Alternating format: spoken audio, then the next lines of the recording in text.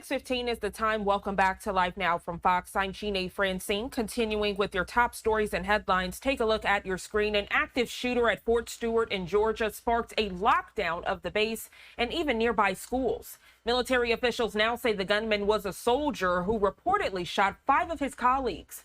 2 of them taken to Memorial Hospital in Savannah, Georgia for additional care. We want to check in now with Fox's Jared Halpern for the very latest.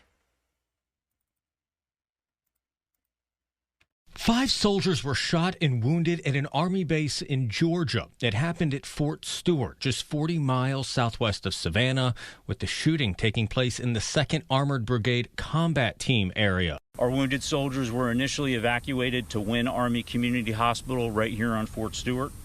All arrived in stable condition, and 3 of the 5 required surgical intervention. According to the Army, gunfire broke out around 10:56 a.m., with the active shooter captured 40 minutes later at 11:35 a.m. We have identified the alleged shooter as Sergeant Cornelius Radford, an automated logistics sergeant assigned to 2nd Brigade Combat Team. The shooting occurred at the soldier's place of work. It did involve his co-workers. We're still not certain about the motivations. Fort Stewart, the largest Army base east of the Mississippi River, is home to more than 10,000 soldiers and their families. The shooting triggered a lockdown of the sprawling complex that has since been lifted. Some nearby schools were also impacted. I would also like to thank the brave soldiers who immediately intervened and subdued the shooter. These soldiers, without a doubt, prevented further casualties. Following the shooting, Georgia Governor Brian Kemp released a statement in support of victims. It read in part, quote, "We are keeping the victims, their families, and all those who answer the call to serve in our hearts and prayers, and we ask that Georgians everywhere do the same." According to the White House, the president has been briefed on the incident. Homeland Security is also monitoring the situation, and the FBI is ready to assist if needed as authorities investigate a motive. Jared Halpern, Fox News.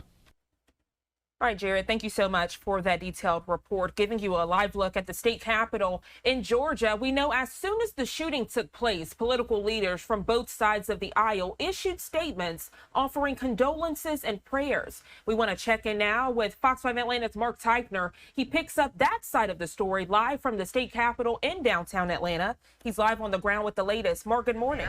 Live on the ground with the latest. Mark, good morning. Yeah, good morning. And you just heard in that report the governor's response, but he is certainly not the only person who reached out after this shooting took place. We also heard from both of Georgia's senators, Senator John Ossoff as well as Raphael Warnock. Senator Ossoff saying that this was a horrific act of violence and that his office is in close communication with the leadership at Fort Stewart, providing any assistance that they might need. As far as Senator Warnock is concerned, he said he was heartbroken by the active shooter situation and was praying for all service members. And then you've got the congressman who represents the area where Fort Stewart is located. That is Buddy Carter. He said that this is the type of situation that impacts everyone in the entire community. Even President Trump has issued some statements saying that he would like to see the suspect in this case prosecuted to the fullest extent of the law.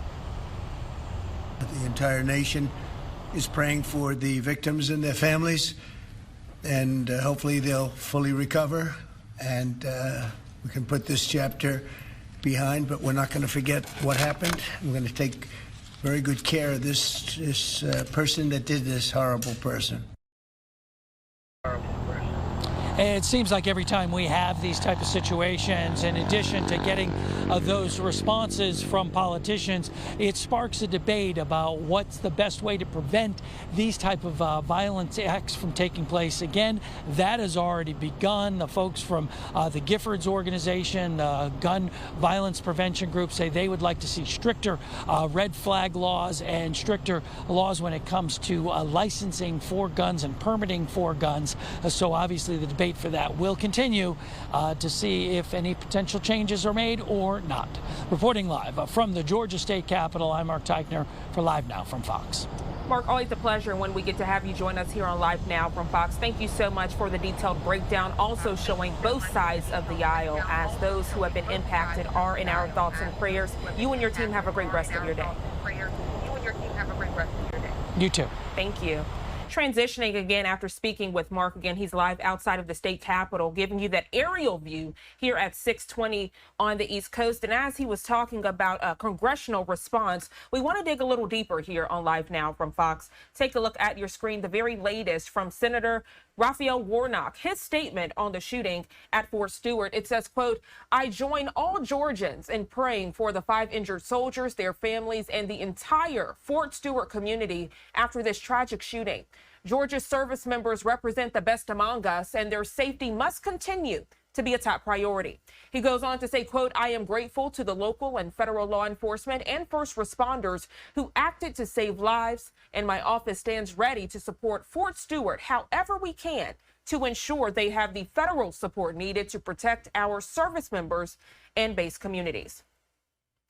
Continuing with that response, now transitioning to show you the very latest from Senator Ossoff as it relates to that shooting. He says, quote, "Today's shooting at Fort Stewart in Georgia is a horrific act of violence. Alicia and I send our prayers to those wounded, to their families, and to the entire Fort Stewart community in light of this terrible act. We also express our gratitude to the first responders who have provided security and medical assistance." Ossoff concludes his statement by saying, quote, "My office is in close contact with leadership at Fort Stewart to deliver all support it is within our power to provide."